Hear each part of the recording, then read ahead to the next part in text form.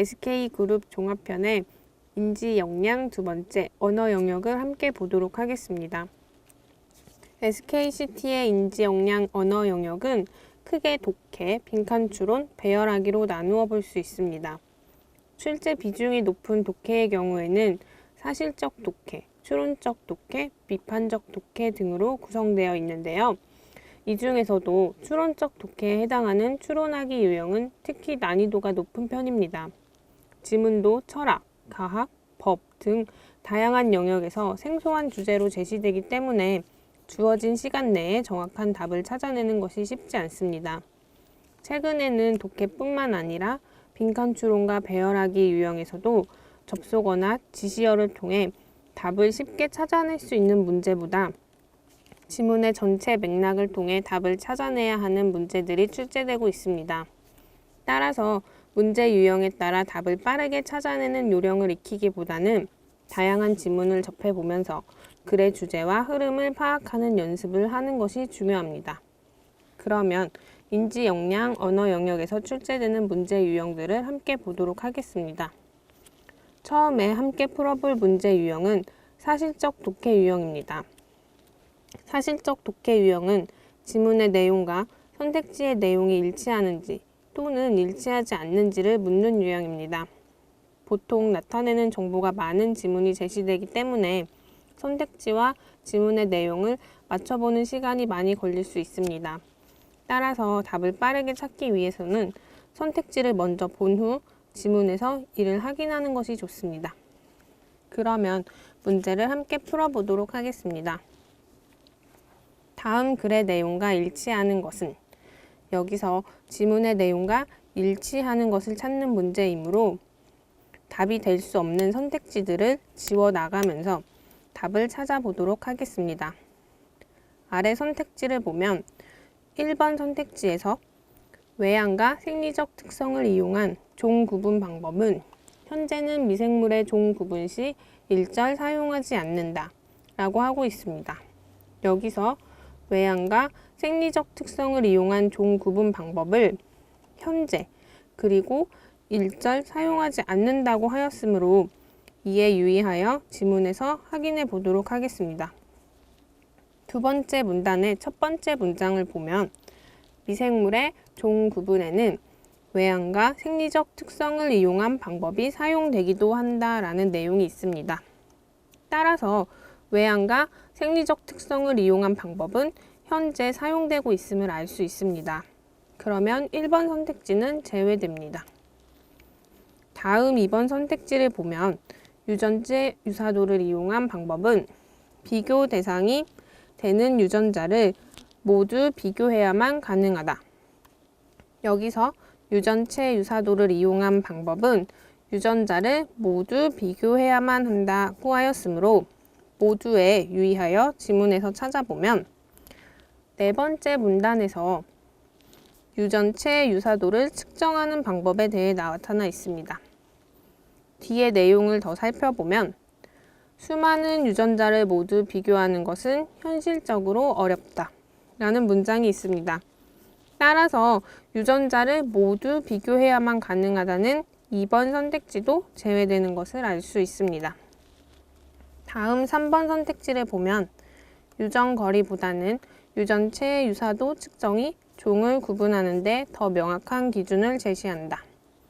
유전거리보다 유전체 유사도 측정이 더 명확한 기준을 제시하는지를 지문에서 살펴보면 먼저 세 번째 문단의 첫 번째 문장에서 유전거리만으로는 두 미생물이 같은 종에 속하는지를 명확히 판별하기 어렵다 라는 내용을 찾을 수 있습니다.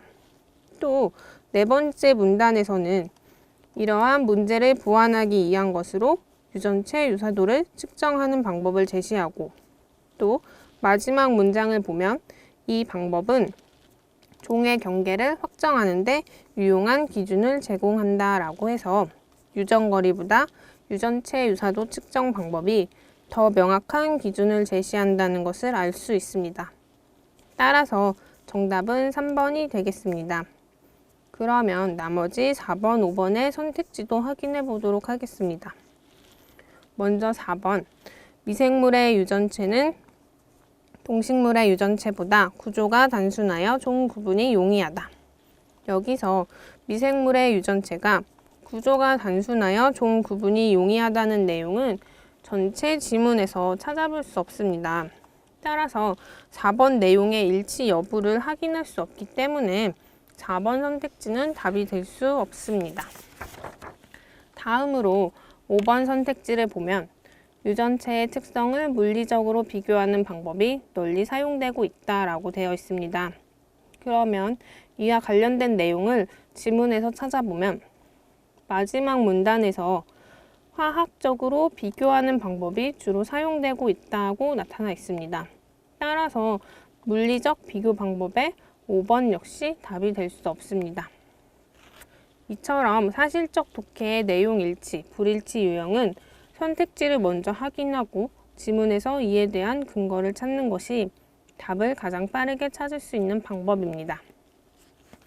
이번 문제의 지문은 사실 낯선 주제를 다루고 있으면서도 짧은 시간 내에 내용을 이해하기가 쉽지 않습니다. 이런 지문은 추론하기 유형으로도 충분히 제시될 수 있기 때문에 이 지문의 주제와 흐름을 함께 파악해 보도록 하겠습니다. 일반적으로 동식물에서 종이란 같은 개체끼리 교배하여 자손을 남길 수 있는 또는 외양으로 구분이 가능한 집단을 뜻한다. 그렇다면 미생물에서는 종을 어떤 기준으로 구분할까? 여기까지 읽었을 때 첫 번째 문단에서는 앞으로 미생물의 종 구분 기준에 대해 이야기할 것임을 제시하고 있습니다. 두 번째 문단을 읽어보면 미생물의 종 구분에는 외양과 생리적 특성을 이용한 방법이 사용되기도 한다. 하지만 모든 미생물에 적용될 만한 공통적 요소가 되기도 어렵다. 이런 문제를 극복하기 위해 오늘날 미생물 종의 구분에는 주로 유전적 특성을 이용하고 있다. 또 특정 유전자를 비교함으로써 미생물들 간의 유전적 관계를 알 수 있고 이를 유전거리라고 한다. 이렇게 밑줄 친 내용을 통해서 두 번째 문단에서는 첫 번째 문단에서 언급한 미생물의 종 구분 기준이 되는 유전적 특성을 이야기하고 있고 이는 특정 유전자를 비교하는 방법으로 유전거리를 이용한다. 이와 같이 정리해 볼 수 있습니다. 이어서 다음 문단을 보면 하지만 유전자 비교로 확인한 유전거리만으로는 명확히 판별하기 어렵다. 이러한 문제를 보완하기 위한 것이 미생물들 간의 유전체 유사도를 측정하는 방법이다. 모든 유전자를 대상으로 유전적 관계를 살펴야 하지만 수많은 유전자를 모두 비교하는 것은 현실적으로 어렵다. 따라서 유전체의 특성을 화학적으로 비교하는 방법이 주로 사용되고 있다. 결국 세 번째, 네 번째 문단은 두 번째 미생물 종 구분 기준이 되는 유전체 유사도 측정 방법을 이야기하고 있고 이는 유전체 특성을 화학적으로 비교하는 방법이다. 이렇게 정리해 볼 수 있습니다. 그리고 마지막으로 유전체 유사도는 종의 경계를 확정하는 데 유용한 기준을 제공한다는 이 마지막 문장을 통해서 유전체 유사도 측정 방법이 더 유용한 기준이 된다는 것으로 결론을 내볼 수 있습니다. 결국 이 지문은 미생물의 종을 구분하는 두 가지 방법에 대해서 설명하는 그림을 알 수 있습니다. 이처럼 내용이 생소하거나 이해가 쉽지 않은 지문의 경우는 문제를 푸는 데에만 그치지 않고 글의 흐름이나 주제를 한 번 더 정리해보는 연습을 해보는 것이 좋습니다. 다음 문제 유형은 추론적 독해 유형으로 사실적 독해 능력을 바탕으로 글에 드러나지 않은 부분을 추론하여 답을 도출하는 유형입니다. 따라서 앞서 지문에 대한 이해가 먼저 선행되어야 합니다.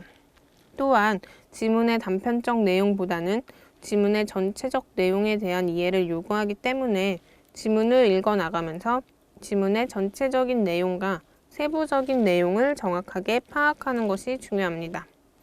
그러면 문제를 함께 풀어보도록 하겠습니다. 다음 글을 읽고 추론한 내용으로 가장 적절한 것은?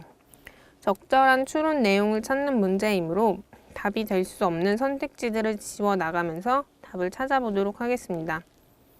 이 문제의 선택지를 먼저 보면 대략 콩고드의 개발 목적이나 비행 시간 등 글의 전체적인 내용보다는 세부적인 내용에 대한 이해를 요구하고 있음을 알 수 있습니다.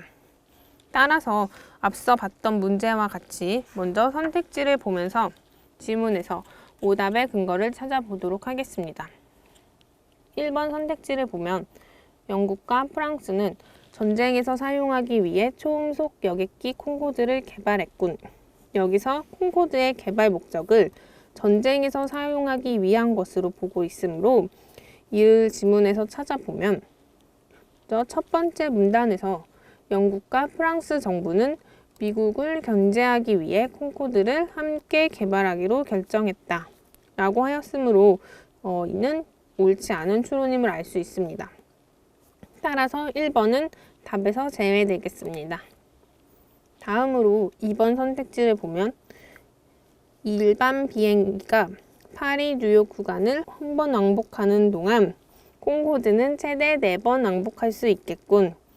여기서 일반 비행기가 한 번 왕복하는 시간과 콩코드가 4번 왕복하는 시간을 지문에서 찾아보면 첫 번째 문단에서 일반 비행기는 평균 8시간이 걸린다고 하였으므로 왕복은 대략 16시간이 소요되는 것을 알 수 있습니다. 또한 콩코드는 같은 구간을 3시간대에 주파한다고 하였으므로 한 번 왕복하는데 약 6시간이 소요되겠죠. 결국 콩코드로 4번 왕복하려면 대략 24시간이 필요하므로 일반 비행기가 한 번 왕복하는 16시간 동안 콩코드로 4번 왕복하는 것은 어려웠을 것으로 추론할 수 있습니다.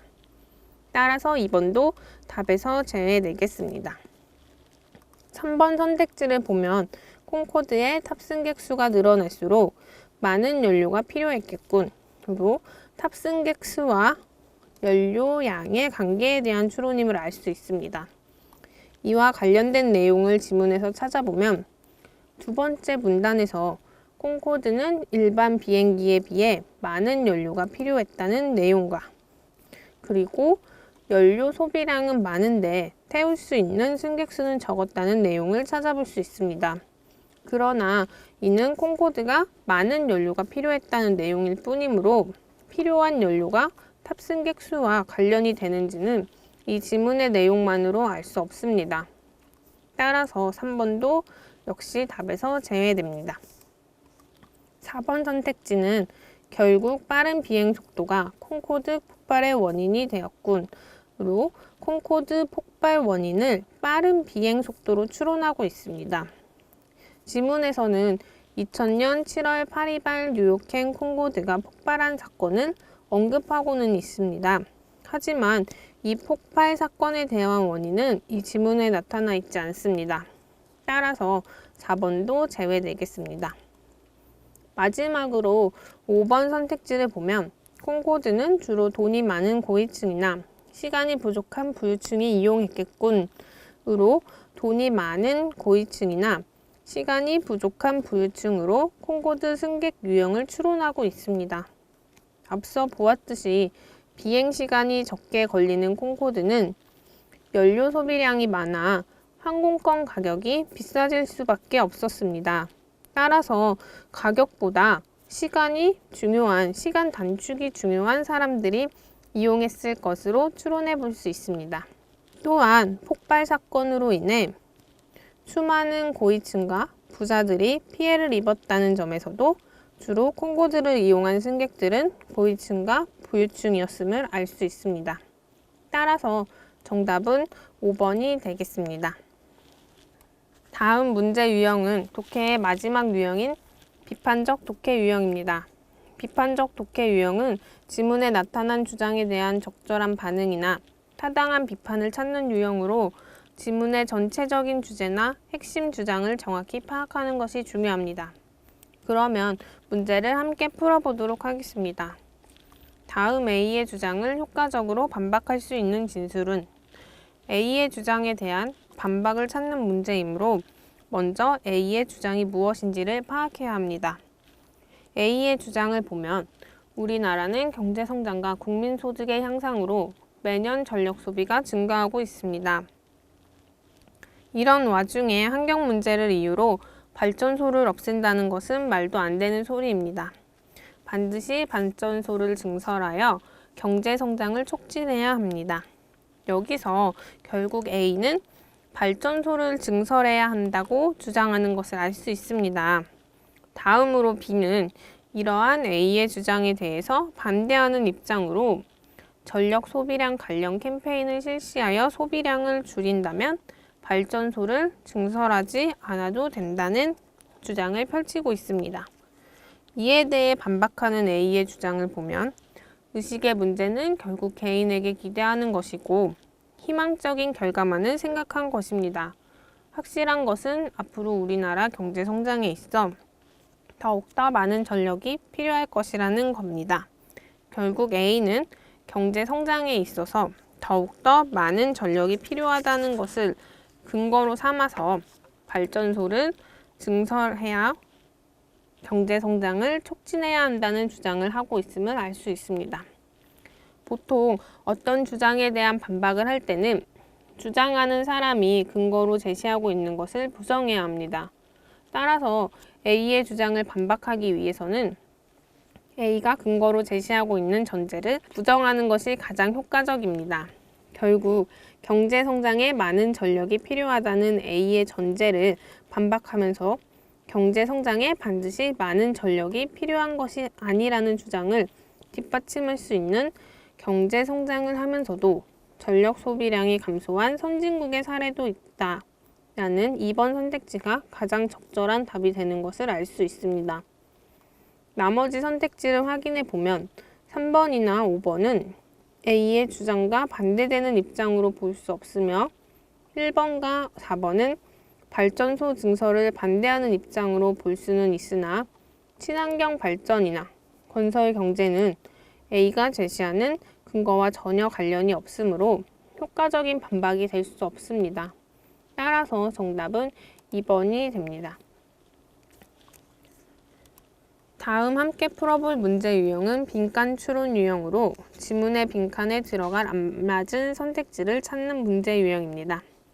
보통 지문을 처음부터 끝까지 다 읽지 않고 빈칸의 앞뒤 문장만으로 그 사이에 들어갈 내용을 유추하는 방법으로 문제를 해결했으나 앞서 이야기했듯이 최근에는 빈칸 추론 유형에서도 접속어나 지시어를 통해 답을 쉽게 찾아낼 수 있는 문제보다 지문의 전체 맥락을 통해 답을 찾아내야 하는 문제들이 출제되고 있습니다. 따라서 앞뒤 문장을 통해 답을 추론할 수 없다면 독해 유형과 마찬가지로 지문의 전체 내용을 파악하고 글의 흐름과 맞지 않는 선택지를 제거하는 방식으로 문제를 풀어야 합니다. 그러면 문제를 함께 보도록 하겠습니다. 다음 빈칸 안에 들어갈 문장으로 가장 적절한 것을 고르시오. 기존의 문제에 접근하는 방식으로 먼저 빈칸의 앞뒤 문장을 살펴보면 빈칸 앞에서 따라서 도덕적 결정을 어떻게 하는지 알기 위해서는 이 부분에서의 도덕적 결정과 빈칸 뒤의 문장 훌륭한 시민은 태어나는 것이 아니다. 이 두 문장은 어떤 지시어나 접속어로도 이어지지 않으며 전혀 다른 내용의 문장임을 알 수 있습니다. 결국 앞뒤 문장만으로는 빈칸 내용을 쉽게 추론할 수 없기 때문에 첫 문장부터 내용을 천천히 파악해 보도록 하겠습니다. 아리스토텔레스는 인간은 그 스스로 결정하는 일에 참여할 뿐만 아니라 그런 기회를 실제로 가짐으로써 비로소 결정하는 법을 배우게 되는 사회적 동물이라고 했다.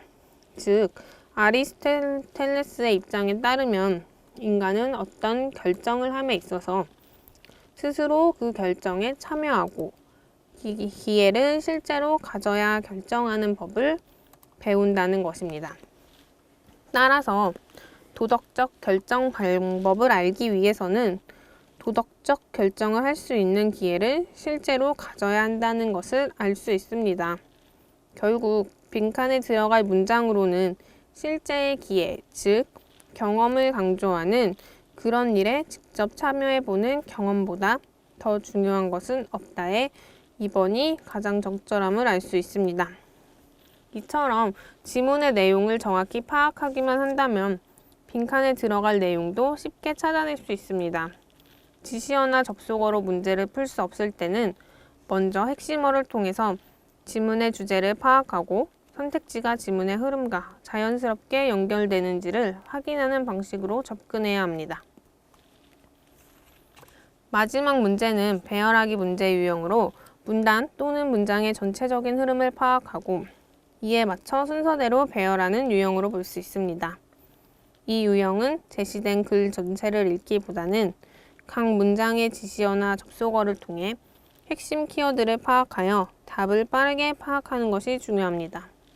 이때 문장과 문장을 연결하는 접속어의 쓰임에 대해 알고 있으면 빠른 시간 내에 문제를 해결할 수 있으므로 접속어의 의미나 쓰임에 대해서 미리 파악해 두는 것이 좋습니다. 그러면 다음 문제를 함께 풀어보도록 하겠습니다. 다음 문단은 논리적인 순서에 맞게 배열한 것을 고르시오. 먼저 가 문단을 살펴보면 베커라는 사람이 등장합니다. 주로 사람의 이름이 나올 때는 정말 누구나 알고 있는 유명한 학자나 위인 등이 아니라면 그 사람에 대한 설명이 먼저 나와야 합니다. 또한 첫 문장의 맨 뒷부분을 보면 줄어든다 라고도 지적한다 라고 해서 베커의 다른 의견이 앞서서 제시되었음을 알 수 있습니다. 따라서 가 문단이 제일 처음에 오는 것은 적절하지 않으므로 선택지에서 가 문단이 제일 먼저 오는 것들을 지우면 1번과 4번은 답에서 제외되게 됩니다. 그러면 다음으로 나 문단을 보도록 하겠습니다. 베커와 린더는 여기서 베커 이외에 린더라는 사람이 더 등장하고 있습니다. 마찬가지로 린더라는 사람에 대한 설명을 앞서 제시해 주는 것이 필요합니다. 따라서 나 문단 역시 제일 먼저 오는 것은 적절하지 않습니다. 그렇다면 다음에 다 문단을 보면 첫 번째 문장의 뒷부분에 베커만이 아니었다로 역시 베커에 대한 언급이 앞서서 있었음을 알 수 있습니다. 결국 제일 먼저 올 수 있는 문단은 마지막에 라 문단이 되는데 라 문단을 보면 1965년 노벨상 수상자 게리 베커는 라고 해서 베커가 누구인지에 대해 이야기하고 있습니다. 또 이 베커는 시간의 비용이 시간을 소비하는 방식에 따라 변화한다고 주장하였습니다. 즉, 라 문단에서는 베커가 누구인지 또 베커가 주장하는 시간의 비용은 무엇인지에 대하여 소개하고 있습니다. 따라서 라 문단이 가장 먼저 오는 것이 적절합니다.